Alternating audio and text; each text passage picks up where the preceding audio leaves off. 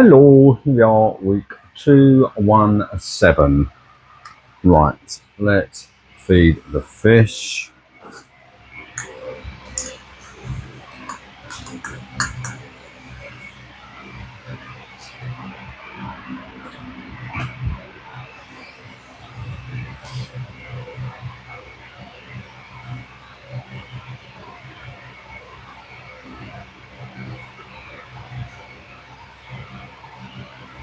All looking good.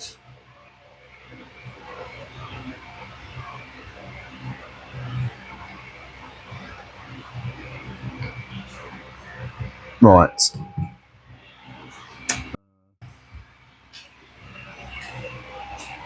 I think I've lost my cup of tea. Didn't bring it out of me. Oh well. Oh well. Looking weird. No. Oh my god. Right. Oh well. So, what has happened? I found a new temp controller in my shed of various rubbishy bits. So that is another D&D one, same as the one that melted. So I will put that on, give it a bang, see how it goes. Hopefully it lasts a year or so. I managed to connect the Inkbird one that I've got because it's not been connected to the Wi-Fi for probably a year because I don't really pay much attention, to be honest. And when I did connect it, I'll tell you why I connected it, because the alarm started going off on it. It was telling me that the tank was at 27 something degrees, and I've had to offset the temperature probe by, I think it's 0.7 degree to get it anywhere close to accurate. So I'll probably change that one at some point as well. Those it's got double probes on it, the Inkbird one, and they're not particularly accurate, which is not really an issue. They're near enough for a reef tank, but they're really slow to change temperature. So if your tank temperature rises or drops, it seems to take ages for the probes to register and change the temperature on the actual controller. I can't recall whether they do that from day one or whether that's something that progresses as the probes sit in the salt water over time. But it's probably overdue an update. So they're cheap, I think they're like £40–50. So I will just buy another one before winter hits. I will put that one on and see whether it behaves. I don't know whether it's working, I haven't even plugged it in. So there's that. So that is hopefully going to be sold within the next week, ready for winter. I have mixed up another batch of trace elements, the K elements, which is like what is in there, iron and copper and boron, boron, barium, yeah, and some others. Obviously there's 10 traces in there. So I'm nearly out of my other mix, my other K mix, so I will probably put that on the tank sometime within the next week or two and see how we progress with it. All the lights are still working, so what's that, 2 weeks, 3 weeks with no issues, very good.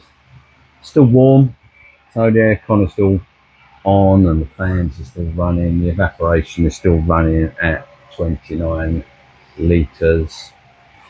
And the only other thing I've done is I've started to move the Biomedia stuff that I've got in my sump, that's in the Rod exclusive sump, into the kind of expanded sump, just because the Rod exclusive sump is quite compact in its structure and I just like more room in it really.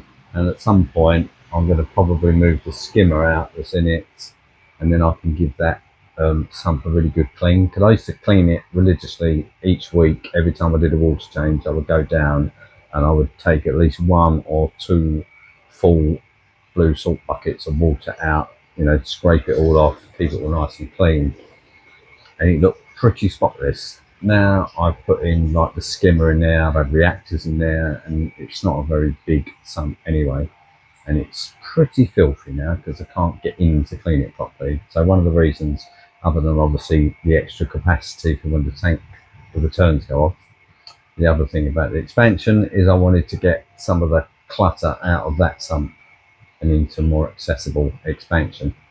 So kind of there. So I've taken out, I've got 3 racks of, I can't remember who makes them. They're the blocks, marine someone, isn't it? No, gone completely. Anyway, I've got 3 racks of those. So the 3D printed racks, and I've got the blocks in there. And I've got a bag of the Biomedia balls, the ceramic balls, and just some little bits of like the D&D rock that's been sitting in the sump for donkey's years. Should I ever need it for seeding anything else? And then I might use this little, oh, this is a frag rack, more exclusive, but it can double up as a stand, and I might put that and then the skimmer on it, because I'm going to have a, because it's just basically a crate. I've got no real way of regulating the water level in it, so I will need to move the skimmer up and down on a stand to get the water level I want, really. I think that's it.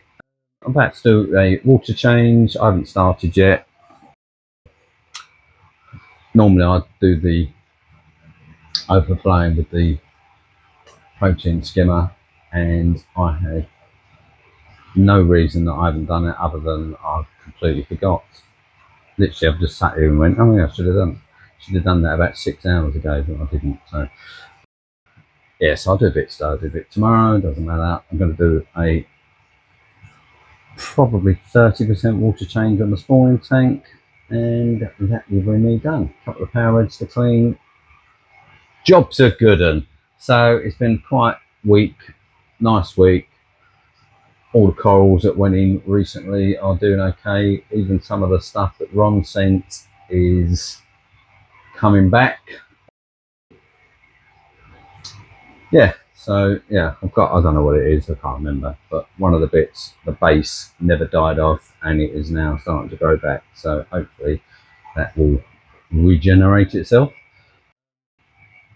Yeah, I think that's it. I can't think of anything else that's worth talking about. No, very cheap and cheerful, and I will. Oh, I'll tell you what. No, what did I do? I bought some more.